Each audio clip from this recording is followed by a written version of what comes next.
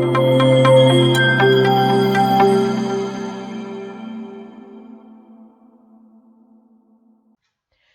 everyone, I'm Smriti Sinha here and welcome back to our channel Science Zone. Today you follow, tomorrow we lead. And if you're new to this channel, please hit the subscribe button given below. And if you have missed our previous videos, you can click on the I button given above. And if you want to join our Telegram group, you can click on the link given in the description. And the topic that we are going to study today is chemical thermodynamics. This is topic number 4 from Maharashtra State Board Syllabus Standard 12th.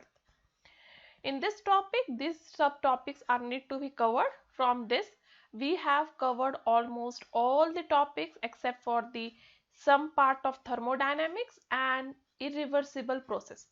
तो जो part thermochemistry का कुछ part रह गया है वो part को आज हम इस वीडियो में कवर करेंगे और कुछ पार्ट हमने पहले वाले वीडियोस में कवर कर दिए हैं। यदि आपने इस टॉपिक से रिलेटेड पहले वाले वीडियोस मिस कर दिए हैं, वीडियो पार्ट 1 टू पार्ट 5, तो आप ऊपर दिए हुए आई बटन पे क्लिक करके वो पहले वाले सारे वीडियोस देख सकते हो। तो आज हम थर्मोकेमिस्ट्री से रिलेटेड कुछ सब टॉपिक्स रह गए थे पिछले वीडियो में लेना, वो आज हम कवर करेंगे। तो चलिए शुरू करते हैं स्टैंडर्ड एंथैल्पी ऑफ फॉर्मेशन से। तो स्टैंडर्ड एंथैल्पी ऑफ फॉर्मेशन को कैसे रिप्रेजेंट किया जाता है? Delta F H zero. H zero मतलब स्टैंडर्ड एंथैल्पी। अब आपको एक रिएक्शन कंसीडर करना है कि H2 गैसियस स्टेट में हाफ O2 गैसियस स्टेट के साथ रिएक्ट करके वाटर लिक्विड स्टेट में फॉर्म करता है। तो इसका जो एंथैल्पी ऑफ रिएक्शन है वो है -286 किलो जूल। तो इस रिएक्शन में हो क्या रहा है? इस रिएक्शन में आपको 1 मोल ऑफ वाटर मिल रहा है इन इट्स स्टैंडर्ड स्टेट, क्योंकि वाटर का स्टैंडर्ड स्टेट लिक्विड है। तो आपको 1 मोल ऑफ लिक्विड वाटर मिल रहा है उसके स्टैंडर्ड स्टेट में, और वो फॉर्म हो रहा है H2 एंड O2 गैस से, मतलब वो अपने हाइड्रोजन और ऑक्सीजन के स्टैंडर्ड स्टेट से फॉर्म हो रहा है। तो हाइड्रोजन और ऑक्सीजन उसके स्टैंडर्ड स्टेट में रिएक्ट करके आपको वाटर यूनिट स्टैंडर्ड स्टेट देते हैं। इसलिए यहाँ जो भी एंथैल्पी चेंज होता है रिएक्शन का, वही कहलाएगा standard enthalpy of formation of water. मतलब यहाँ पे वाटर का फॉर्मेशन का एंथैल्पी क्या है? वो है रिएक्शन का ही एंथैल्पी। तो यहाँ पे वाटर का फॉर्मेशन का एंथैल्पी है -86 किलो जूल पर मोल, क्योंकि यहाँ पे रिएक्शन का एंथैल्पी भी वही है। तो स्टैंडर्ड एंथैल्पी ऑफ फॉर्मेशन कोई भी कंपाउंड का स्टैंडर्ड एंथैल्पी ऑफ फॉर्मेशन, उसका मतलब होता है एंथैल्पी चेंज उस रिएक्शन में जब 1 mole of O pure compound बनता है उसके स्टैंडर्ड स्टेट में ऐसे एलिमेंट से जो खुद स्टैंडर्ड स्टेट में थे। ठीक है, मतलब enthalpy, standard enthalpy of formation basically है क्या? एंथैल्पी चेंज एक ऐसे रिएक्शन का जहां आपको 1 मोल ऑफ पर्टिकुलर कंपाउंड मिल रहा है उसके स्टैंडर्ड स्टेट में, जो बना है कुछ एलिमेंट से जो अपने स्टैंडर्ड स्टेट में थे। ठीक है, तो उसी से रिलेटेड एक और एग्जांपल है कि अब हम देखेंगे 1 मोल ऑफ CHO4 का फॉर्मेशन। तो CH4 बनता है C+2H2 से। C अपने स्टैंडर्ड फॉर्म में ग्रेफाइट फॉर्म में, हाइड्रोजन गैसियस फॉर्म में और CHO4 गैसियस फॉर्म में। तो ये तीनों भी अपने अपने स्टैंडर्ड फॉर्म में है। तो स्टैंडर्ड फॉर्मेशन या standard enthalpy of formation of CH4 क्या है? वही रिएक्शन का एंथैल्पी जहां CH4 बन रहा है, 1 मोल ऑफ CH4 बन रहा है उसके स्टैंडर्ड स्टेट में दो ऐसे एलिमेंट्स है जो खुद स्टैंडर्ड स्टेट में प्रेजेंट थे। तो वहां स्टैंडर्ड एंथैल्पी ऑफ रिएक्शन क्या था? -74.8 किलो जूल।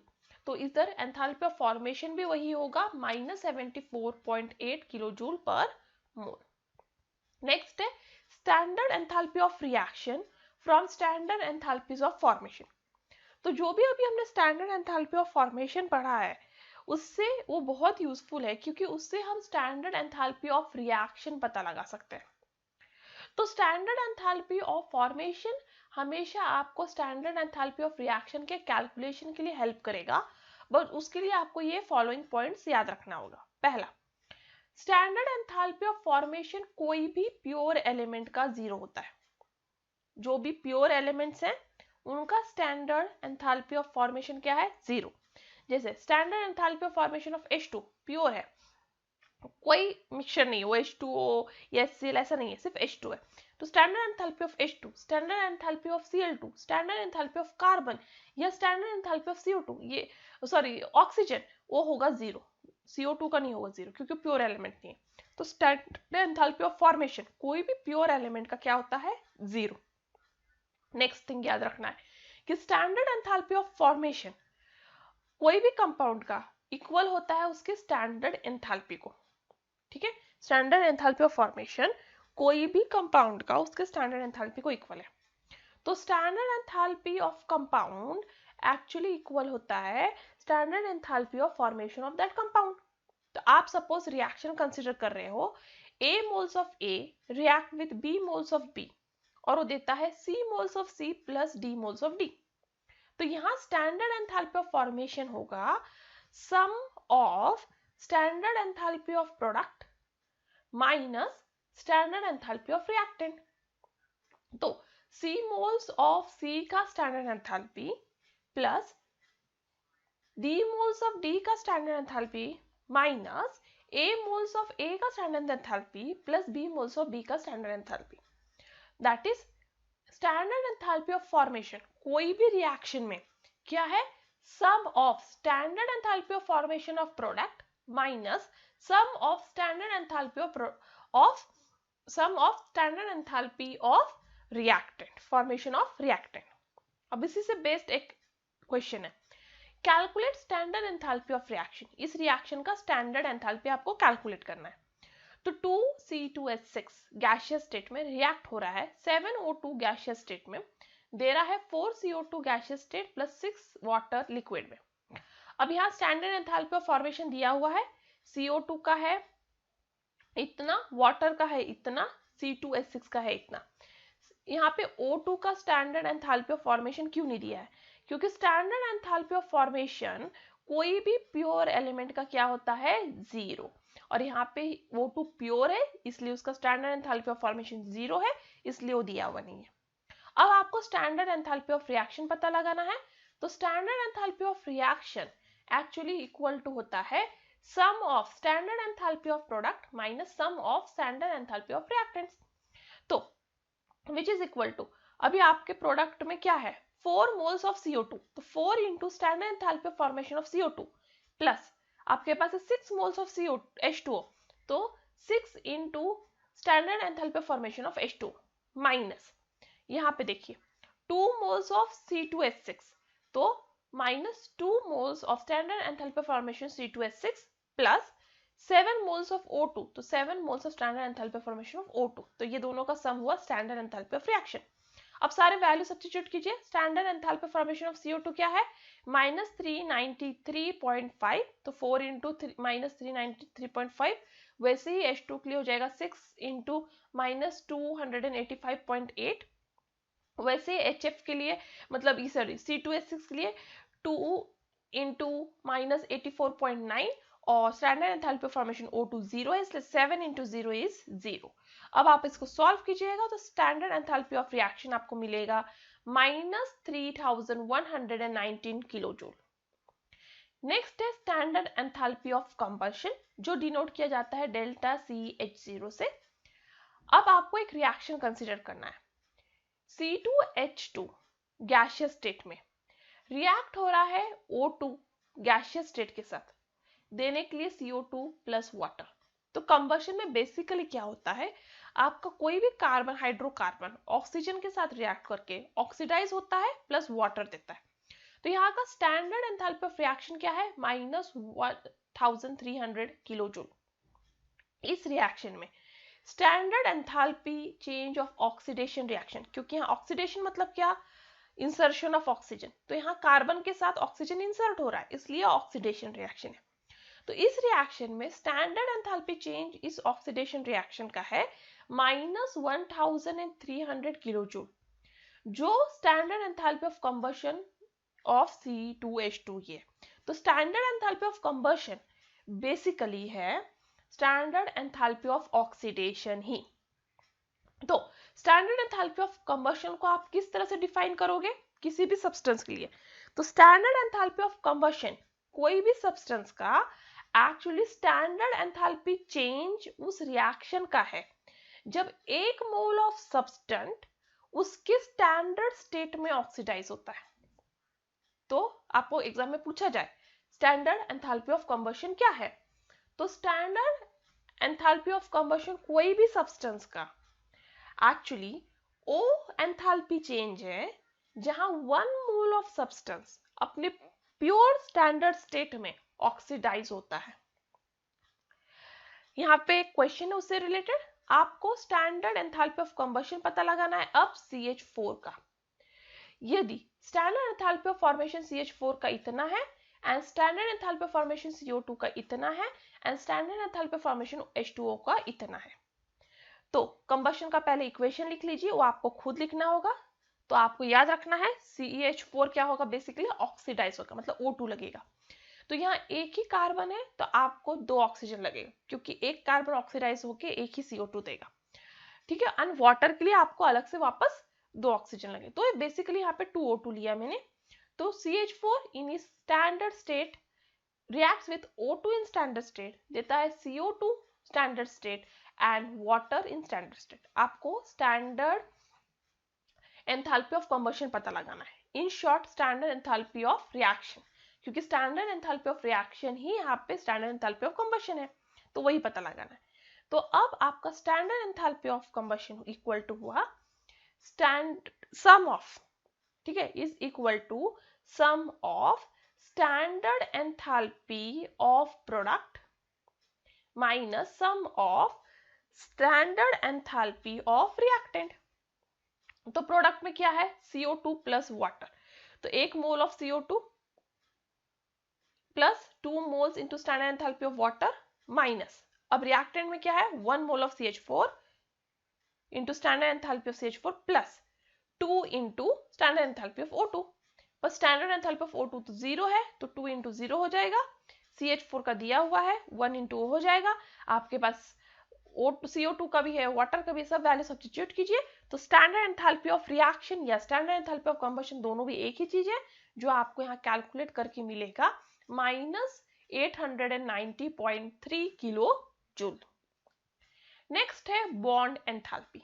अब बॉन्ड एंथैल्पी क्या होता है, अब एक रिएक्शन कंसिडर कीजिए जिसमें आपका H2 गैसियस स्टेट में डिसोसिएट हो रहा है, मतलब ब्रेक डाउन हो रहा है 2H देने जो गैसियस स्टेट में, यहाँ स्टैंडर्ड एंथैल्पी ऑफ रिएक्शन है 436.4 किलो जूल। अब ये रिएक्शन मुझे क्या बता रहा है, ये बता रहा है कि मेरा hydrogen hydrogen covalent bond break हो रहा है, ठीक है, और कहां से 1 mole of H2 gas break down हो रहा है गैसियस हाइड्रोजन एटम देने के लिए। 1 मोल ऑफ H2 गैस अपने कोवैलेंट बॉन्ड को, अपने कोवैलेंट हाइड्रोजन हाइड्रोजन बॉन्ड को ब्रेक डाउन कर रहा है मुझे देने के लिए गैसियस हाइड्रोजन एटम। यहाँ जो एंथैल्पी चेंज ऑफ रिएक्शन है वो है 436.4 किलो जूल, जिसे मैं यहाँ पे बॉन्ड एंथैल्पी भी कहूंगी। यहाँ जो एंथैल्पी ऑफ रिएक्शन है वही बॉन्ड एंथैल्पी है, क्योंकि 1 मोल ऑफ मेरे गैसियस एटम को, 1 मोल ऑफ मेरे गैसियस मॉलिक्यूल को एक्चुअली ब्रेक डाउन होने के लिए कितना एंथैल्पी चेंज लगेगा, वो एंथैल्पी चेंज ही मेरा बॉन्ड एंथैल्पी होता है। तो बॉन्ड एंथैल्पी को डिफाइन करना है तो उसका इस तरह से है, एंथैल्पी चेंज जब आप 1 मोल ऑफ गैसियस मॉलिक्यूल का कोवैलेंट बॉन्ड ब्रेक करोगे, उसको गैसियस एटम में कन्वर्ट करने के लिए या गैसियस रेडिकल में कन्वर्ट करने के लिए, तो उस एंथैल्पी चेंज को मैं कहूंगी बॉन्ड एंथैल्पी। तो bond enthalpy basically covalent bond के बॉन्ड को ब्रेक करने के लिए कितना आपको एंथैल्पी चेंज लगा 1 मोल ऑफ गैसियस मॉलिक्यूल में, वो हुआ आपका बॉन्ड एंथैल्पी। तो बॉन्ड एंथैल्पी ऑफ HCl जो है तो HCl डिसोसिएट करके देगा H एंड Cl। तो यहाँ जो है आपका एंथैल्पी ऑफ रिएक्शन है 431.9 किलो जूल। तो यहाँ बॉन्ड एंथैल्पी भी वही होगा, क्योंकि आपका 1 मोल ऑफ HCl के कोवेलेंट बॉन्ड को ब्रेक करके आपको 1 हाइड्रोजन गैस 1 मोल और 1 मोल Cl गैस मिला है। तो मतलब स्टैंडर्ड स्टेट में एटम्स मिला है। तो उधर कोवेलेंट बॉन्ड को ब्रेक करने के लिए जितना एंथैल्पी चेंज लगा वही आपका इधर बॉन्ड एंथैल्पी हुआ, that is 431.9 kilo joule per mole. Next है एवरेज बॉन्ड एंथैल्पी इन पॉलीएटॉमिक मॉलिक्यूल्स। तो अब तक हमने डायटॉमिक मॉलिक्यूल्स देखा, हाइड्रोजन HCl दोनों डायटॉमिक था। अब हम देखेंगे पॉलीएटॉमिक मॉलिक्यूल्स में क्या है। तो polyatomic each covalent bond in polyatomic molecule actually एक स्पेसिफिक बॉन्ड एंथैल्पी से जुड़ा होता है, क्योंकि पॉलीएटॉमिक मॉलिक्यूल में एक से ज्यादा कोवैलेंट बॉन्ड होते हैं। अब तक जो हमने देखा था डायटॉमिक था, डायटॉमिक में एक ही कोवैलेंट बॉन्ड है, बट पॉलीएटॉमिक मॉलिक्यूल्स में एक से ज्यादा कोवैलेंट बॉन्ड है और उनके हर एक कोवैलेंट बॉन्ड के खुद स्पेसिफिक बॉन्ड एंथैल्पी होते हैं। तो अब हम यहाँ कंसिडर करेंगे H2O मॉलिक्यूल। तो H2O मॉलिक्यूल मतलब ट्राइएटॉमिक, जिसमें दो कोवैलेंट बॉन्ड है, वो ब्रेक डाउन होके देगा आपको हाइड्रोजन एंड ऑक्सीजन। या एंथैल्पी ऑफ रिएक्शन है 927 किलो जूल। अब इस रिएक्शन में यदि आप देखो तो यहाँ इस तरह से है, दो OH बॉन्ड है, करेक्ट। ये दो H बॉन्ड अब एक मोल के गैसियस H2O मॉलिक्यूल को तोड़ने के लिए तो आपको कितना एनर्जी लग रहा है एंथैल्पी चेंज 927 किलो जूल। आप क्या सोचिएगा कि ये दोनों OH बॉन्ड तो एक ही तरह के हैं, तो दोनों को ब्रेक करने के लिए एक जैसे एनर्जी लगेंगे, बट ये गलत है। दोनों H2O बॉन्ड तो आइडेंटिकल हैं, बट दोनों को ब्रेक करने के लिए अलग अलग अमाउंट ऑफ एनर्जी लगता है और दोनों स्पेसिफिकली दो स्टेप्स में ब्रेक होते हैं। तो पहले H2O ब्रेक होके एक OH प्लस H देगा, जहां एंथैल्पी ऑफ रिएक्शन है 499 किलो जूल।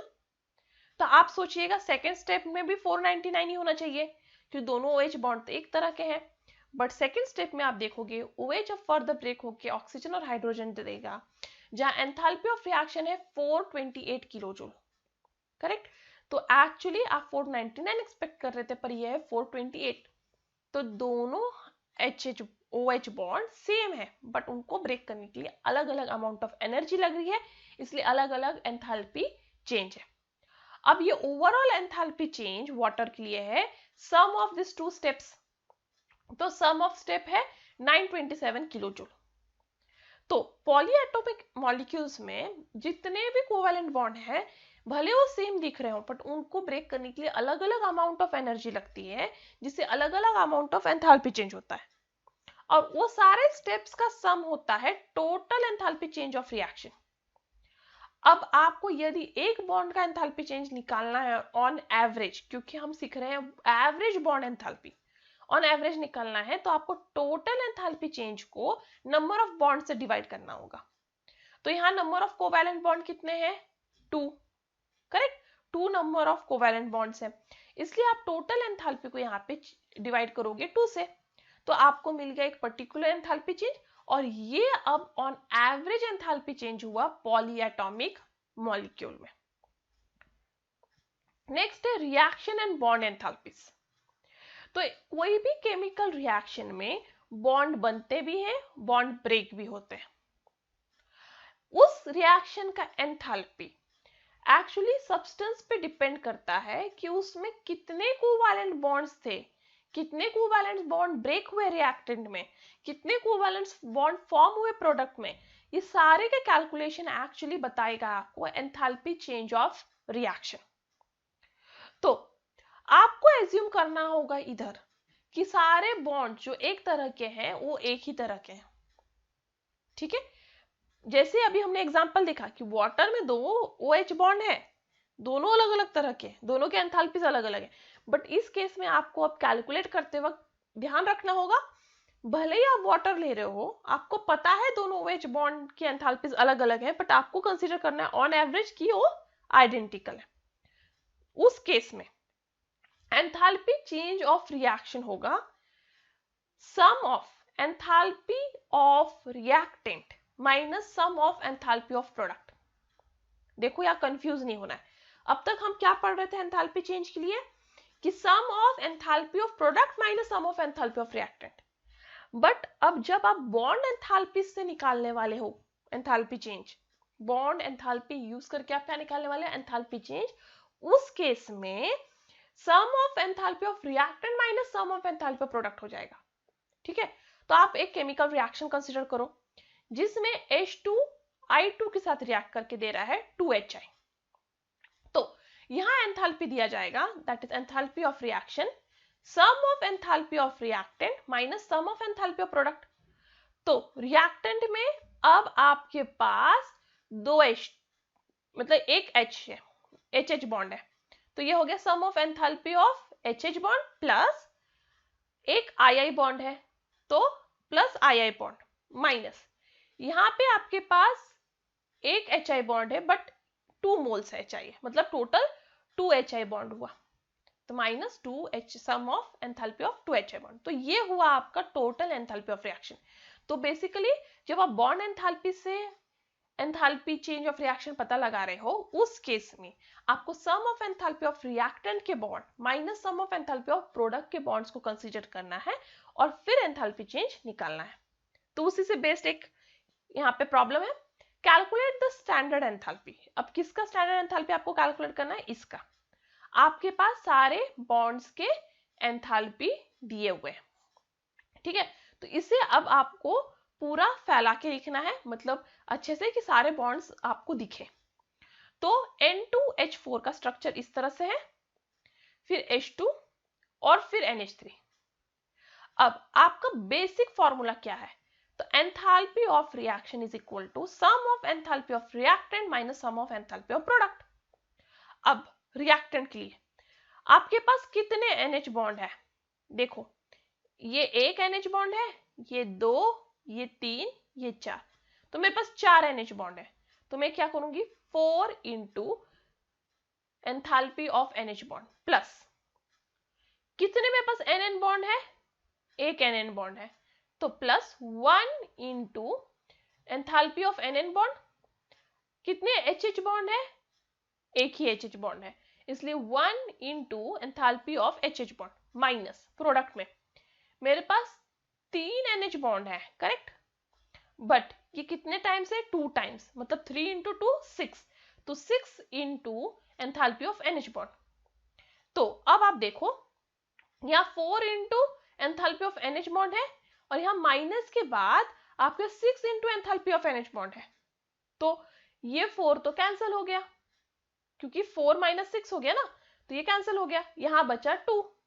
तो अब आपके पास यहाँ क्या बचा, आपके पास बचा है enthalpy of NN bond plus enthalpy of HH minus, अब ये तो 2 ही बचा क्योंकि 4 और ये 6 कैंसिल हुआ, तो यहाँ 2 बचा, तो 2 into enthalpy of NH।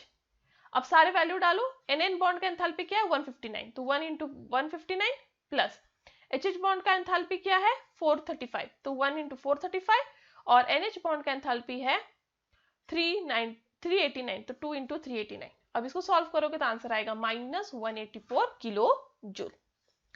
Similarly एक सेकंड प्रॉब्लम है, the enthalpy change of following reaction. आपके पास एक रिएक्शन है CH4 plus Cl2 give CH3Cl plus HCl, उसका एंथैल्पी चेंज अभी आपको दिया हुआ है, आपको अभी क्या कैलकुलेट करना है CCl बॉन्ड का एंथैल्पी। बाकी एंथैल्पी दिए हुए CH बॉन्ड का इतना है, CC बॉन्ड क्लोरीन बॉन्ड का इतना है, HCl बॉन्ड का इतना है। तो आपका स्टैंडर्ड फॉर्मूला है enthalpy change of reaction is equal to sum of enthalpy of reactant minus sum of enthalpy of product.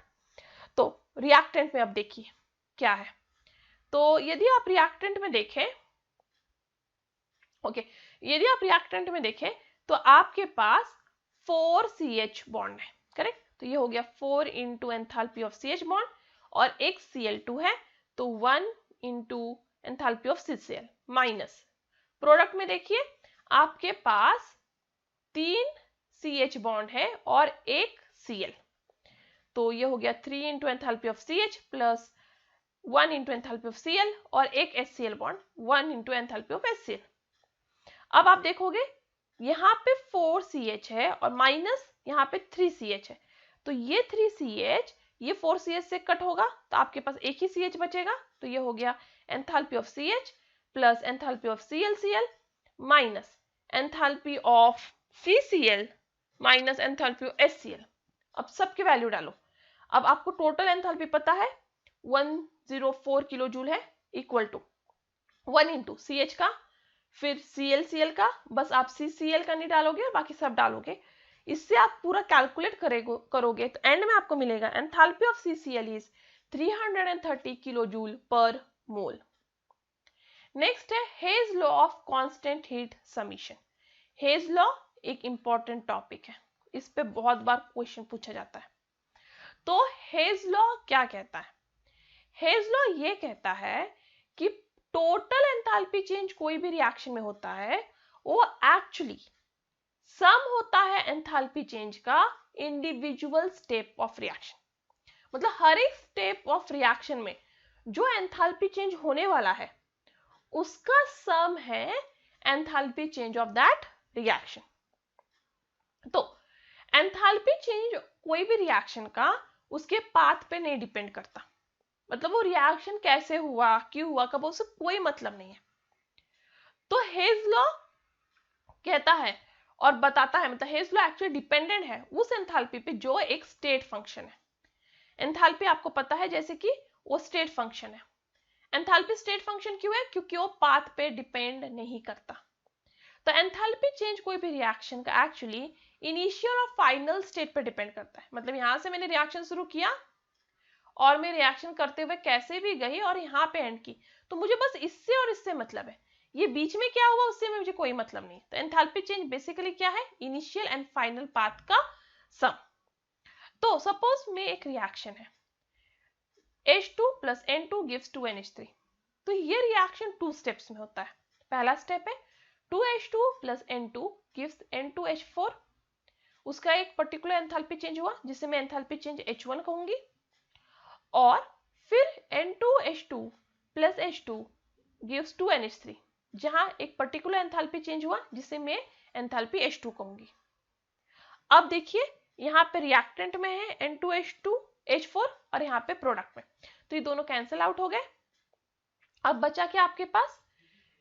2H2 यहाँ एक H2 यहाँ, मतलब 3H2 एक N2 प्लस 2NH3।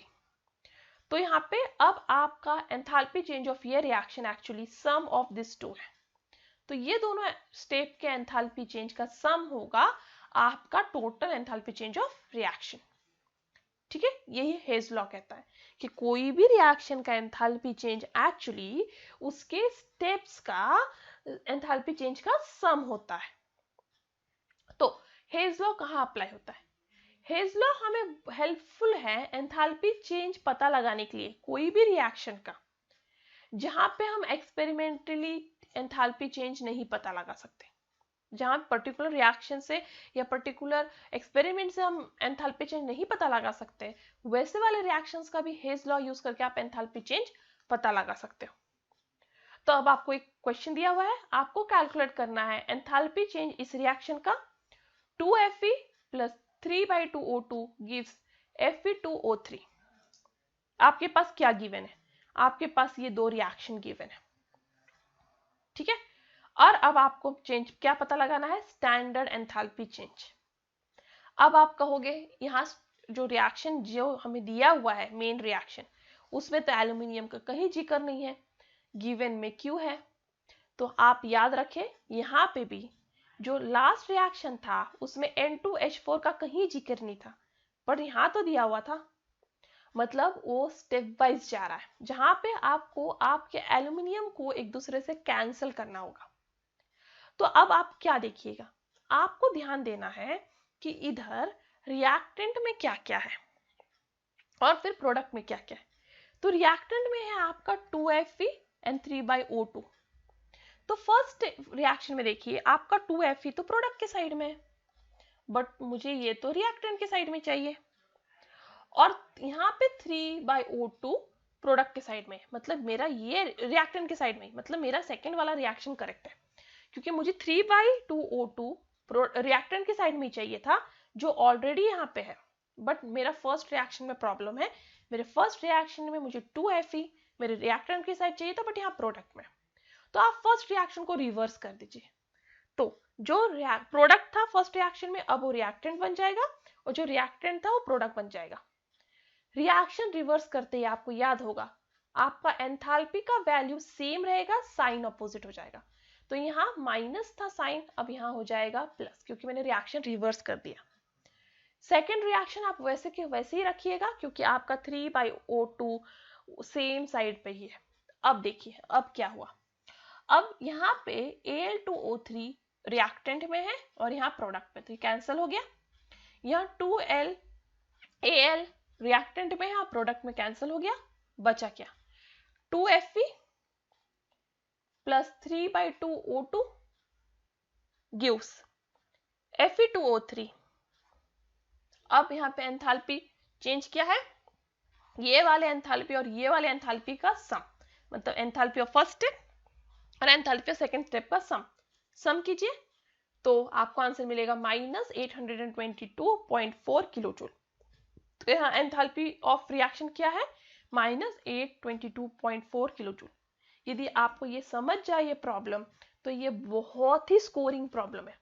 बस आपको यहाँ ध्यान रखना है क्या, कि आपको जो चाहिए, जो स्टैंडर्ड इक्वेशन है उसमें रिएक्टेंट कौन है और प्रोडक्ट कौन है, और आपको गिवन है उसमें रिएक्टेंट सही रिएक्टेंट की साइड पे ही है क्या, प्रोडक्ट प्रोडक्ट के साइड पे है क्या, नहीं है तो रिवर्स कीजिए और बस जस्ट ऐड कर दीजिए, आपको आंसर मिल जाएगा।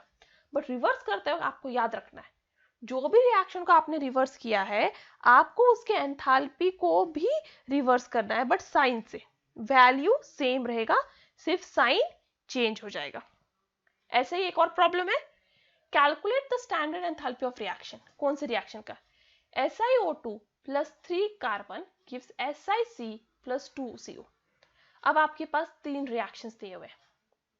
अब देखिए आपको क्या क्या चाहिए, आपको चाहिए SiO2 जो रिएक्टेंट के साइड में, तो आप ध्यान दीजिए यहाँ SiO2 कहाँ है, फर्स्ट वाले रिएक्शन में, बट वो तो प्रोडक्ट के साइड में है, तो मुझे यहाँ से प्रोडक्ट से उसको चेंज करके रिएक्टेंट के साइड पे लेके जाना है।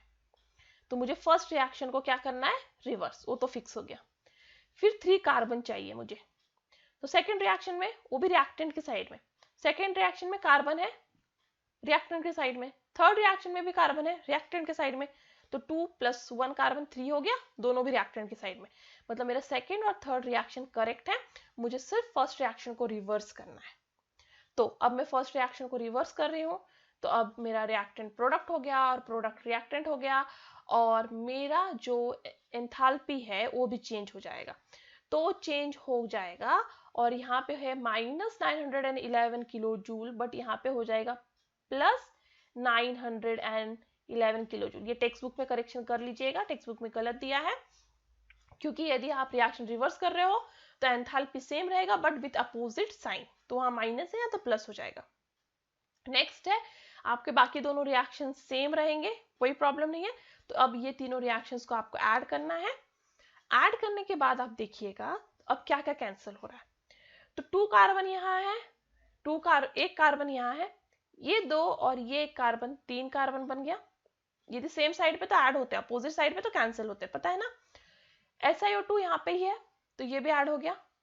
O2 यहाँ पे रिएक्टेंट में है और यहाँ O2 प्रोडक्ट में, तो ये कैंसिल हो गया। यहाँ CO आपका रिएक्टेंट में, प्रोडक्ट में है, और बाकी कहीं पे भी नहीं है, इसलिए प्रोडक्ट में ही रहेगा।